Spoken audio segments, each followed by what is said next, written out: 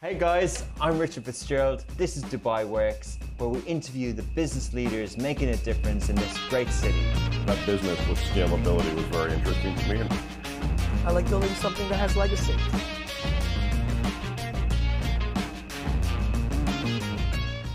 Welcome back to another episode of Dubai Works Business Podcast. I'm joined with Erika Doyle. Hi Richard, hi. Good morning. This episode we're speaking to the founder and managing director of Drink Dry, the region's first online premium non-alcoholic drinks marketplace. They offer a curated selection of non-alcoholic hops, spirits, still and sparkling grape wine, cocktails and tonic mixers. We'll be talking about how Erika came up with the idea for Drink Dry, the marketplace and the industry in general, and then also your plans for the region.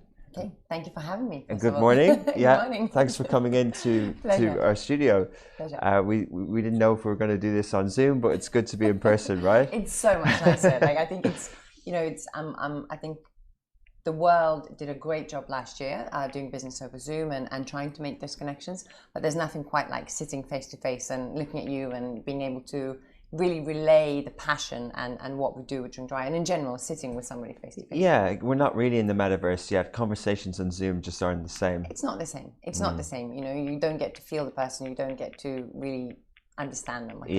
Yeah, in all ways. Yeah, I get it. Cool. So we can talk about the pandemic, but let's talk about how you came up with Drink Dry in the first place. So I think I'll start off with a little bit of background, my own personal background, because it all kind of links into where we are today. So originally, I have nothing to do with drinks industry for my career or anything like that. So I studied history and politics at Nottingham University, worked in Whitehall in London, just as a normal consumer, enjoyed my drinks, but nothing more than that. And then in 2015, my husband and I had been trying to start a family for a while, and it wasn't happening. And then we started, we were toying with the idea of doing the whole kind of simple but very effective overhaul of our lifestyle, So sleep more, eat better, drink less, exercise more, all along that kind of line. So I cut out alcohol for the reason because I wanted to have children. And then it just struck me like a ton of bricks of all the wonderful side effects that came with that. Now, I wasn't a massive drinker in any way. I enjoyed a glass of wine there and there, or maybe more than one or two at the weekend, but I wouldn't say we were huge drinkers. Now, when I cut alcohol out altogether, I really felt the good physical, emotional, mental health side effects in a really positive way. And then because we lived in the UK at that point, all the non-alcoholic trends, the drinks, the talk about it started to come out. So, we were the first guinea pigs of the brands like Seedlip coming out, and we were the first people to try it. All the non-alcoholic craft breweries were popping up in the UK, and my husband was really enjoying all of that. Some were worse than others. So when we then moved to Dubai in 2019, we were seasoned non-drinkers of about 4 years with few kids under our belt by then. And so it worked for us. It worked. So thank you.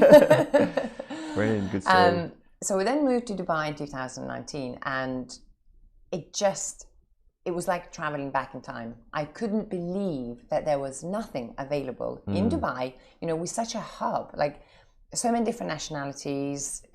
I think it's the latest stats, over 200 nationalities in Dubai, and not a single non-alcoholic drinks brand that I was used to seeing on the supermarket shelves, in my local pub, online, nothing.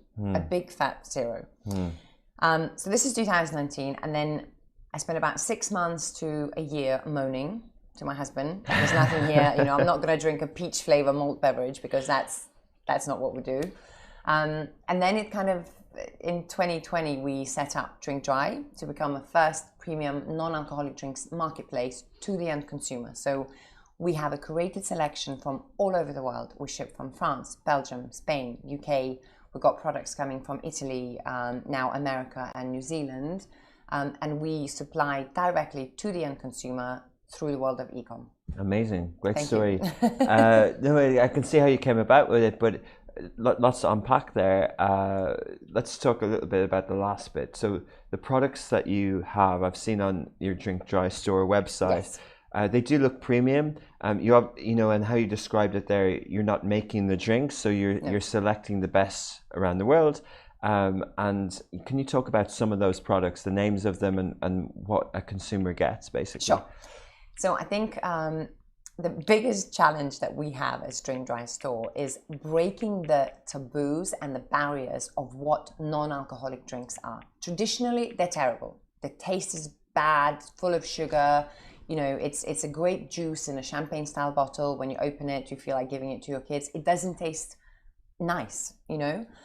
So we spent about 12 months in 2020 sourcing these products, trying to find products that tasted premium, that were healthy, that, you know, so I'll give you a couple of examples. So our best sellers are premium Belgian beer, blonde beer, a 0.0% alcohol. Pilsner taste, or the taste is spot on. Yeah. I guarantee you, if I gave you a bottle of chilled beer, you wouldn't know the difference. In the first pint or bottle you have, you wouldn't know the difference. That is non-alcoholic. All the taste profiles are there, the hop flavors, the experience of it, the color, the foam, everything is there, you know. It's got low sugar, so it's 23 calories per 100 ml, which is so good for you. I mean, I challenge you to find another soft drink that has less sugar than that. Then we have one of the other bestsellers is our sparkling non-alcoholic wine, very much Prosecco style. So it's dry, crisp. It has that sort of dry mouthful aftertaste that you expect from Prosecco. It's not a sweet, sparkling grape juice that I think you or me or anybody who's ever tried to buy a bottle of non-alcoholic drink here in Dubai before we started has experienced some bad drinks. Yeah. Then we have still wines from Miguel Torres Winery. Now, when a winemaker, 5 generations of winemaking family, put their name on a non-alcoholic grape beverage or non-alcoholic wine, it has got to be good. They're not going to risk their reputation on something like that. So the white wine that we have is a Muscat grape. So for those who like a slightly sweeter grape. It's got no added sugar, so the sweetness doesn't come from anything added. It's simply the grape profile. It's got a lot of orange blossom, a lot of fruity notes. In red style, we have Torres Natureo Ganache Syrah, again quite full-bodied, really enjoyable red wine. So these are our sort of 4 bestsellers. These are the bestsellers. So how did you set up the business when you were here? How did you go about that? So I was one of those people who set up a business probably 2 weeks prior the pandemic happened. Yeah. So I established Drink Dry in February 2020. Wow. To then kind of decide to make a little bit of a stop until the world went back to normal. So we actually started trading as an e-commerce platform in December 2020. Okay. So on the 16th of December, we made the website live with a grand total of 5 products. Almost happy anniversary. Yeah. 5 products. We are almost there. Yeah. So we went live with 5 products thinking, we'll get it live. And then once the rest of the stock arrives, we'll be kind of up and running. And the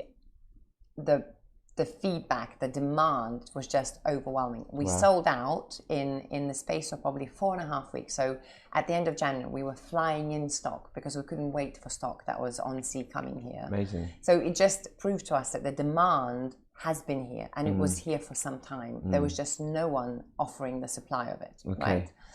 So we started off as an e-commerce business to the end consumer because I think for the non-alcoholic drinks, because it's still a niche business anyway, you've got to know your consumer, you've got to understand them, you've got to know how to speak to them, how to present the product to them, how to market it to them, you've got to explain it to them.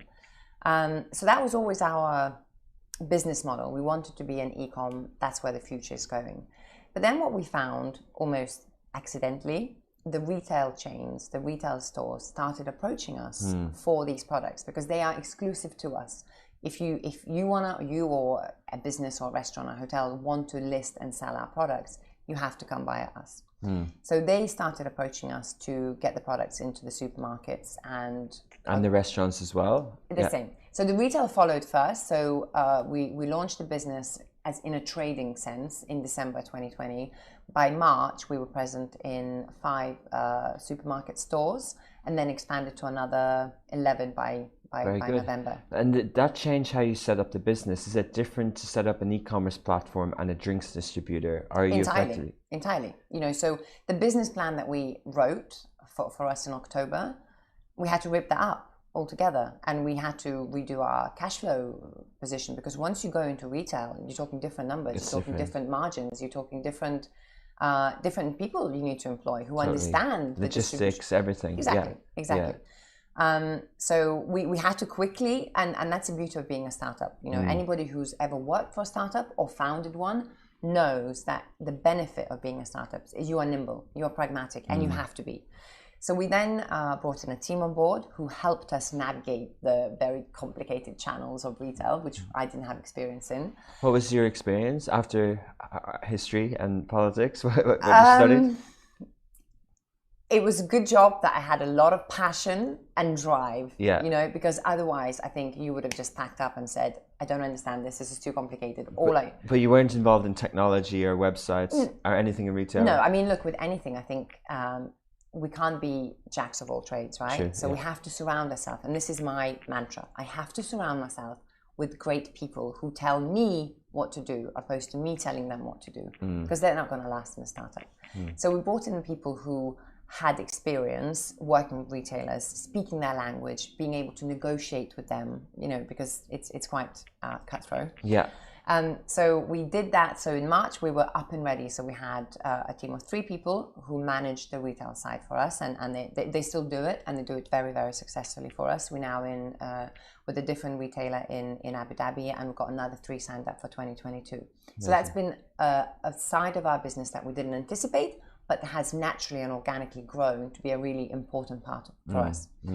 Then I would say so we had the Gulf Food in February, and that's when I first started to see the potential in on-trade, in the hospitality industry. Okay. Hotels, restaurants, cafes, mainly unlicensed as well. And I think that gets kind of forgotten. There are so many wonderful eateries that people go and enjoy that are unlicensed. Wow.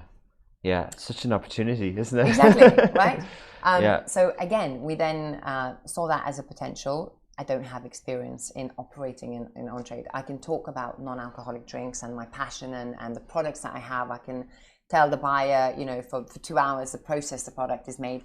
I don't necessarily know the execution element of it. I don't know how it works.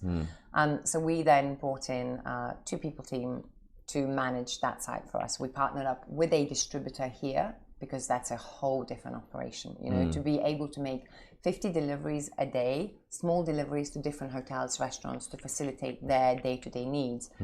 It's a different kind of game. Yeah. So we partnered up with an FMCG distributor, which we are super happy with, and then we launched into the world of hospitality. Yeah. Yeah. Be quite serious. Sorry. You launched into hospitality. Okay. So, and did you raise funds? We have a private investor. So when we started the business, we had somebody who operates in the drinks industry in the region, who believed in what we were trying to do. Neither us nor him, it's a male, imagined that the business will grow at such rate and such scale. We were incredibly fortunate to have the investor who had the capability to give us more than we initially asked for, because they saw the opportunity. And I think with any investor, as long as they see the opportunity and the growth in the business, they're happy to put the funds in rather than fund the losses. That's a different kind of investment that nobody wants to make. Yeah. So we have a private investor in our industry, in our business. And Erika, so talking a little bit about products outside of what you stock, one of my first experiences as a marketer in this region 10 years ago was with a big drinks company, Rani Refreshments from Ojan, and they had products which were consumer-facing, juices and soft drinks, and they had Barbican, which is like a Holston Pills looking like bottle, and so that product is available. Yes, it might be subjective, but it is available. There is something in the market, and and then are there other drinks that are available to people? It's not as if in the Muslim world, there's a lot of non-alcoholic drinkers, so they were catered for to a certain degree. Yes, So I think what we have done, and we actually made a mistake when we first did our market research. We made a mistake, hands up. We segmented our consumers into the very typical demographics: male, female, Western, local, age group, sex, etc. And we realized that that is not how we should be looking at our consumer. Okay. And then we did the exercise and we segmented our consumers into reasons why. Why does the consumer come to us? Why do they look for these non-alcoholic drinks? Or about behavior. Exactly. And then all of a sudden you have a 21-year-old Western expat being placed in the same category as a 70-year-old local gentleman, because their reasoning for choosing non-alcoholic is the same. Great. Right? So we did that exercise, and that really opened up our eyes to how to speak to our consumers and why our consumers come to us. So to answer your question, yes, there have been some drinks that have been available here worldwide. The reason for rise in non-alcoholic drinks are many. One of them is being health reasons. Historically, the products that sit in the kind of non-alc space that mimic alcohol, so your Barbicans, your Holston, your or even the Heineken brands in their non-alcoholic version, even the mainstream brands. So yeah. No, I think Heineken have done a great job when they released like Heineken Zero. I think it's a fantastic product from a mainstream brand. I think they've done a fantastic job. But going back to those old traditional brands, that, Beck's Blue, we've all seen our dad drink a Beck's Blue when he's a designated driver at some point. They're full of sugar. Okay. They are not good for you.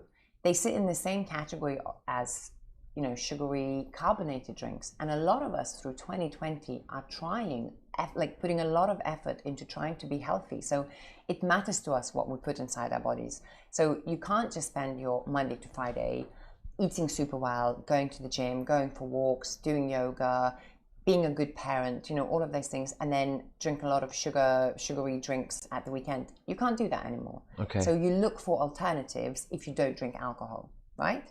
And our drinks are healthy. They're low in sugar, they're low in calorie, there's no nasty preservatives in them, there's nothing bad in it.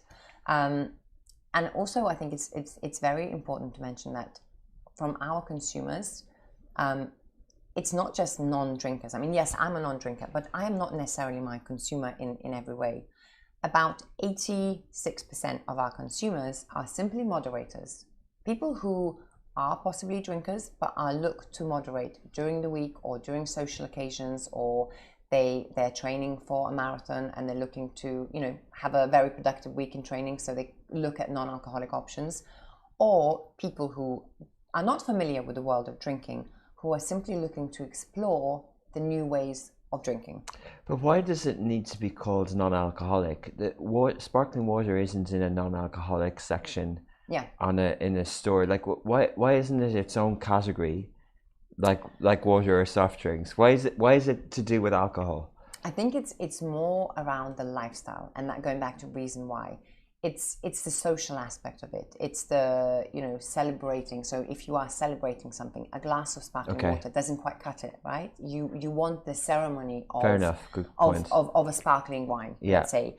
If you are watching football with your friends on a Tuesday night, okay, I get you. You want to have a slice of pizza and a beer, yeah. But you might be up at 5 o'clock next day running or cycling, or you're flying on a business trip. So alcohol isn't an option, and water is just boring, right? Yeah. So you opt for a non-alcoholic beer. Yeah. So it's filling that gap where the soft drinks don't cut it for the occasion, for the reason, for the purpose. But there's no place for alcohol either. So we fill that gap in the middle. So it's more of a healthy alternative to Coca-Cola or soft drinks. Yeah. Or if you're looking for a replacement drink to alcohol for an occasion purpose. Do you think your brand has to do persuasion or changing people's mindset? Or do you think such is the reaction to your products that, it's a good market fit, that people are already more in tune to the health benefits of not drinking alcohol all the time? No, I think we have to do an awful lot of education. People who I do interviews with, people who I speak to, my consumers, my friends, my suppliers, we do a lot of education and we tell them about this. That's our passion, what we do, that's our knowledge. So we are very, very, very selective in the products that we have curated under our portfolio, because for me, I put in too much effort and time into acquiring a customer, into convincing somebody to try one of my non-alcoholic drinks. And I can't afford for that product to be bad quality. Yeah. So we only have probably about 40 different products on our marketplace, but they are all very carefully selected. So I know if somebody's buying a non-alcoholic beer and they're looking forward to trying it, they will be pleased with it. They will be impressed. That's our goal, is to impress people with our products. So we are very selective, and we make sure that it's premium, that the quality is there, the what they're looking for is there. So once they try one product, they trust us to try something else that's slightly out of their comfort zone. Or if we bring in new products, our consumers trust us that if they're bringing it in, it must be good, because everything else I've tried is good. Okay, and the people who make these products, whether they've traditionally made wine or whether they're startup businesses in their country who've come up with a new drink formula that's more healthy, you know, a good, obviously market entry is really hard, so having a partner in this region is good for them. But do you think that you've been able to be successful early on because there aren't those type of companies here? Correct. Okay. I think so. And why do you think that is? Why aren't they here? I think. And why didn't you do it? Why didn't you do manufacturing here or create your own drink? I think it's a different business skill. It's entirely different business model to be a producer and manufacturer of brands. I think there are a few questions in there, so I'll try to break them down. I think the reason nobody else has done it, because when I had the idea of a marketplace, my initial thought process was, I'm going to approach all these big FMCG distributors and ask them, hey, what is in the pipeline? Surely you see the world exploding in non-alcoholic drinks. What do you guys have in the pipeline? So I did that, and the answer from every single one of them in early 2020 was a big fat nothing. Really? The answers I had was, non-alcoholic drinks here is not a business. And then when I added to it that I want to do it as an e-com platform, well, I got laughed out of each door, because non-alcoholic and e-commerce in late 2019 and early 2020 was seen by the industry players as a non-business. Wow, that seems a bit naive. Thank you. So I spent a lot of time going into sort of meetings with big shot guys and being told that I've got two of the worst ideas for business, and I just couldn't believe that either I'm so blindsided, having come from the UK only that year, or they are so behind into the trends, into what the consumer is looking for. And luckily it was the latter. That was the truth. So then, because nobody had anything coming or even in the pipeline, we took on the role of the distributor, of the importer. So I contacted a lot of brands, a lot of different players, anything from an established household name like Miguel Torres Winery to a one-man band guy who was making drinks in his kitchen, trying to come up with a concoction that tasted something like non-alcoholic gin. And I tried a lot of products, and I then narrowed them down into what I thought were my hero products in each subcategory. And just so it happened, based on the product quality, that I had a portfolio of well-known and loved brands by the consumer, alongside some new innovating brands that didn't have the marketing budgets, that didn't even have anything. They had a brand and a good product. So we helped them then to grow. And I think that has helped us, where we had some big brands that we could kind of put at the forefront in the consumer and say, hey, you recognize this brand, you know them, so you can trust them. But on the back of that, here are some fantastic new starter brands. You should always try them as well. And that helped us in build the full category here. Yeah. But do you think that if we're in the UAE, which is, as you mentioned, lots of nationalities, and quite now with the new work week, a global sort of business hub. But in other countries in the region, did you do any more market research? Are there restaurants in Riyadh now and in Cairo that have alternative options that's any better tasting? I think that there's a huge untapped potential in other markets in the GCC. Now, I think when I was, just to go back, I was at the No and Low Alcohol Summit in London 2 weeks ago, and I sat on a panel discussion where a load of brands were there, waiting probably to hear from me to say, the Middle East is the holy grail of non-alcoholic. Once you get into that market, you're going to move container loads. And what I said to them was the complete opposite. It's a great market that needs to be built. There is potential in there. But what non-alcoholic drinks in the West offer to the consumer, it's a solution. It offers a solution.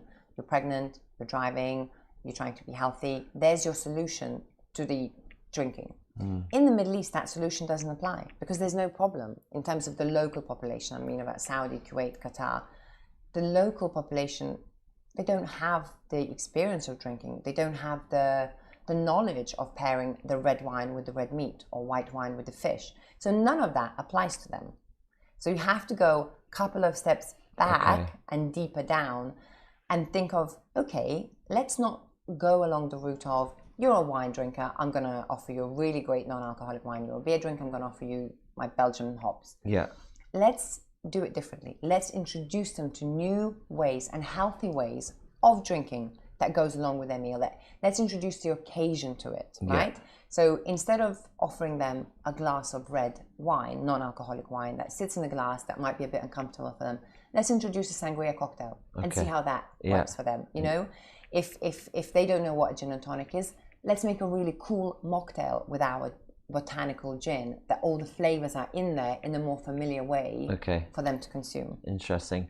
It seems as if there are people maybe tackling this in a more innovative, creative way with taste in other markets. However, you know, the drink of choice during Ramadan is Vimto, and the dates companies here also have types of liquid form that comes from their farms and things like that. But I'm just intrigued because we've had a lot of entrepreneurs on this show, and you know, that question, the reason it came out together is because some decide. The last episode was with a supplements company who decided to make a powder for the drink rather than the drink itself, and then previously people have done marketplaces rather than product. So it's just interesting people's thought process around this, and also, you know, let's focus on one part, the manufacturing part. You know, to that point, do you think that there will be more manufacturing or production, if that's the right word, of drinks in this region? I was at the My Dubai factories this week, and what they do with their reservoir of water is amazing. And there's new water, there's other products out there. And there seems to be, you know, as the UAE evolves, there seems to be more, not just entrepreneurs and startups, but there seems to be more, you know, attitude that, hang on, not only your approach that, hey, this doesn't exist, but this doesn't exist from the other point of view as well, that I can make this thing here. Absolutely. I think it's like anything, one step at a time. Okay. So, you know, if the demand is here for non-alcoholic drinks, let's try to fill that demand by bringing the products from worldwide and get consumers familiar with it. Let's do our homework. Let's trial and test and see what works, what the consumer wants. Fast forward 2 years, when the consumers know what they want, they know what they're looking for, the market move with that. And I'm sure there will be brands that will come into the brands, already existing brands who manufacture elsewhere. They will say, hey, we now have enough volume in this region to justify having a production plant, that we maybe tweak the recipe a little bit, we retweak the branding or do something, but that will come. It's not here yet, you know, it's still the category of non-alc, it's still in its infancy worldwide.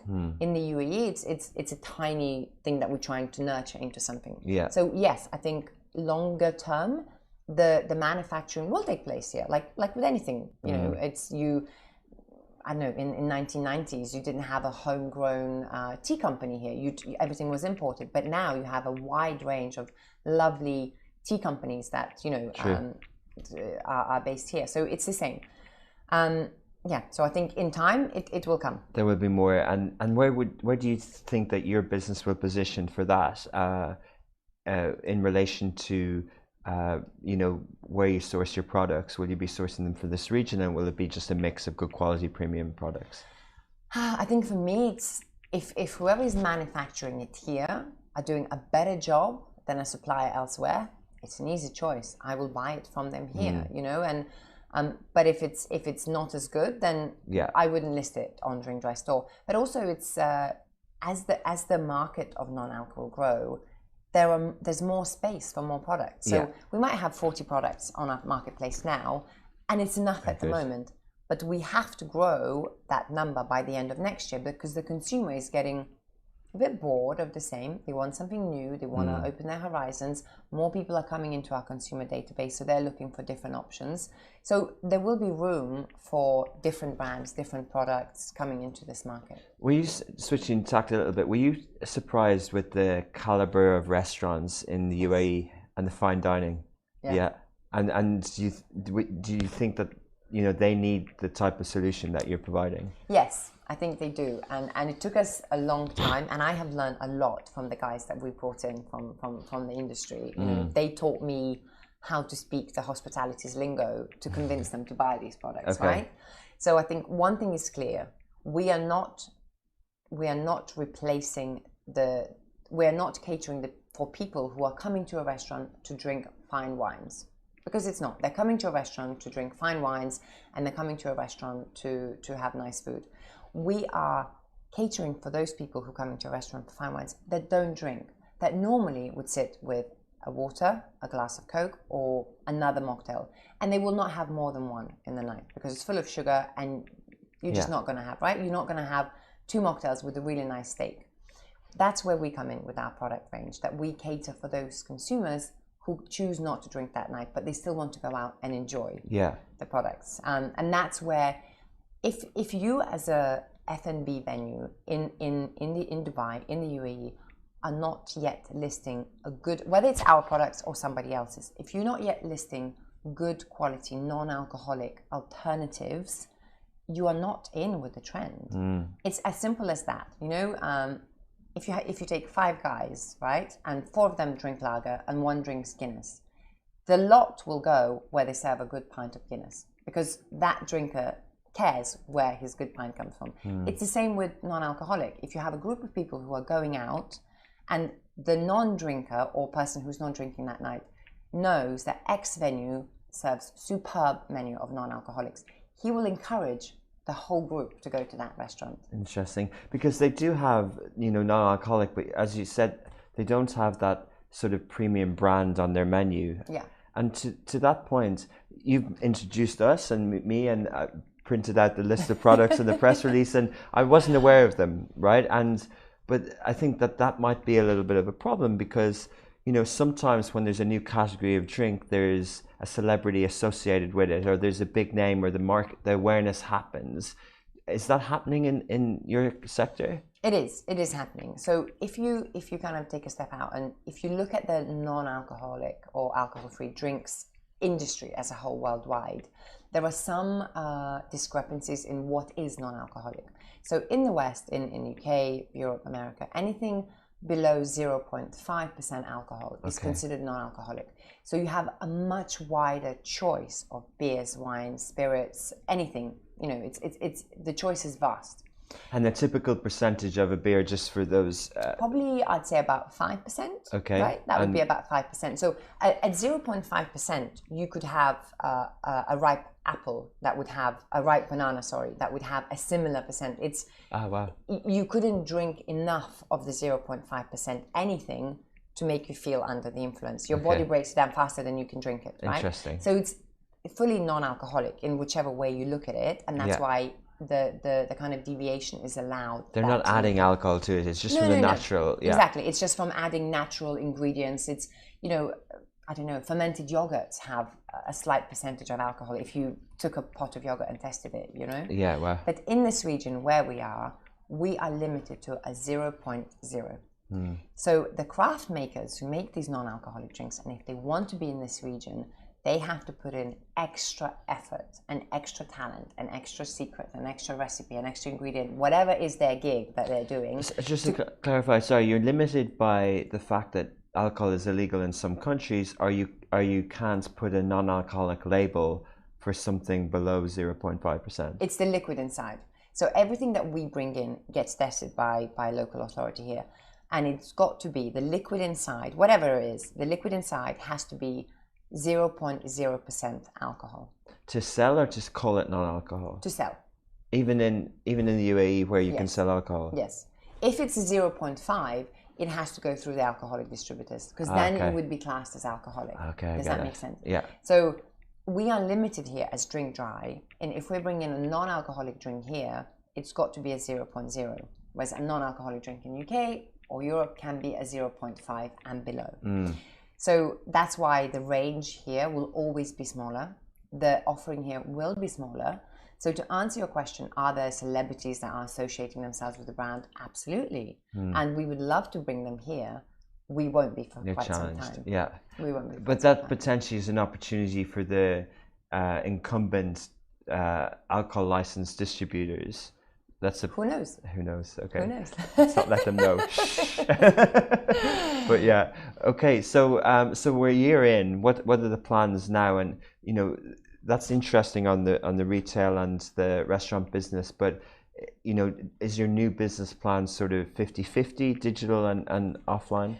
So I think November was the first month when B2B side of our business took over from B2C, and B2C has been growing like that. So we're super happy with the speed of growth on the e-com side, direct to consumer. But the B2B, I mean, it's sheer volume. It has grown faster. So and we're going with that. We I said we're a startup. We react to what's happening in the market, what's happening in our own business. So the plan for next year, we are bulking up our team, right? So this year we built the skeleton of the business. It's solid. We put some meat on the bone. It's working, and we're bulking it up. So we're bringing in more people in our team. We're going to try to, bring in as an example, in-house graphic designer. So we're not relying on freelancers. We're going to do a lot more in-house, so we can be more creative. We can reach our consumer better. Yeah. And it's a big focus for on-trade and retail and B2B and creating different touch points throughout our consumers' everyday life for them to see these products. So if in a month you go to a barbershop, we are now working with a few barbershops where list our drinks. So you go, oh, I see this brand, and then you pop into your local supermarket. Oh, the same brand is there, and then you pop into your local pub or Friday brunch somewhere, and you see the non-alc on the packages. You see the same brand. That's the goal for next year. That the brands are visible, and we reach our consumer not just from our e-commerce, not just bombarding them with our digital media ads, but throughout just everyday life. Interesting. And Drink Dry, what would you like the consumers to know of that? Of Drink Dry? Yeah. I mean, look, my goal, what I try to do, and I tell everybody about this, it's a lifestyle. Drink Dry is a lifestyle, and I want people long term to associate non-alcoholic with Drink Dry. So whether they're doing Dry January or whether they're looking to cater for a pregnant friend over Christmas, if they think non-alcoholic, they think Drink Dry. And they go, oh, I know where to go.